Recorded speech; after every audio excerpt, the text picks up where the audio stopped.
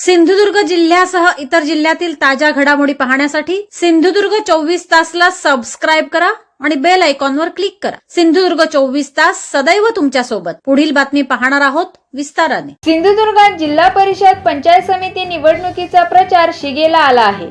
सर्व उमेदवार मतदारांच्या घरोघरी भेट देऊन प्रचार करीत आहेत। ठाकरे सेनेचे पावशी मतदारसंघातील उमेदवार अमरसेन सावंत यांनी प्रचारात आघाडी घेतल्याचे दिसून येत आहे। साहेब निवडणुकीला सामोरं जात आहे, एकाच एक लढत आहे, विजयाची खात्री आहे का आणि काय मुद्दे घेऊन तुम्ही निवडणुकीला सामोरं जात आहे? विजयाची पूर्ण खात्री मला आहे।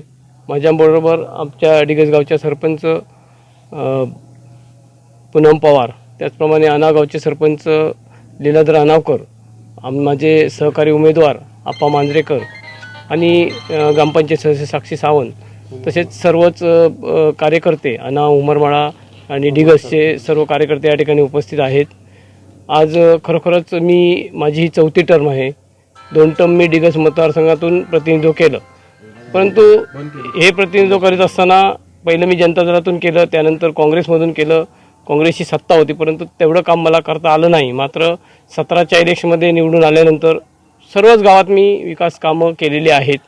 काही रस्त्यांच्या वगैरे 23 नंबरच्या वगैरे अडचणी असल्यामुळे काही कामं मला करता आली नाहीत, परंतु भावी काळातसुद्धा राहिलेली छोटी मोठी कामं आहेत ती मी करायला सक्षम आहे। त्याचप्रमाणे आमच्या पंदूर गावामध्ये सुद्धा एक ब्रिज कोसळलेला आहे आणि गेली 2 वर्ष झाली त्या ठिकाणी ते ब्रिज होत नाही आहे आणि सत्ताधाऱ्यांचं त्या ठिकाणी लक्ष नाही आहे। परंतु मी जर जिल्हा परिषदमध्ये प्रतिनिधी म्हणून असलो असतो तर मी त्या ठिकाणी आवाज केला असता आणि आवाज उठवून मी ते ब्रिज पूर्ण करून घेणार। दुसरीकडे जर आपण बघितलं तर पैशांचं वाटप मोठ्या प्रमाणात होत असल्याचा आरोप यापूर्वी सुद्धा झाला होता। जे पालिका निवडणुका झाल्या त्यावेळी।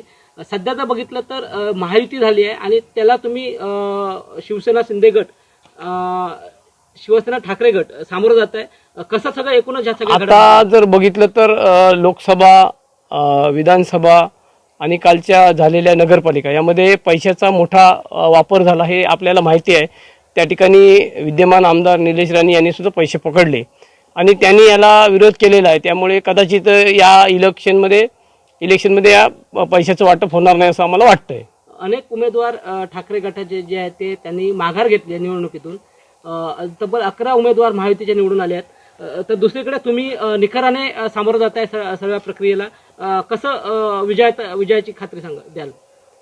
आज मी ज्यावेळी उमेदवारी मी पक्षाकडे मागितलेलीच नाहीत, पक्षाने मला उमेदवारी दिली, सर्व कार्यकर्त्यांनी माझ्या नावाची शिफारस केली, त्यावरूनच माझा विजय निश्चित आहे। सिंधुदुर्ग जिल्ह्यासह इतर जिल्ह्यातील ताज्या घडामोडी पाहण्यासाठी सिंधुदुर्ग 24 तासला सबस्क्राइब करा आणि बेल आयकॉनवर क्लिक करा। सिंधुदुर्ग 24 तास सदैव तुमच्या सोबत।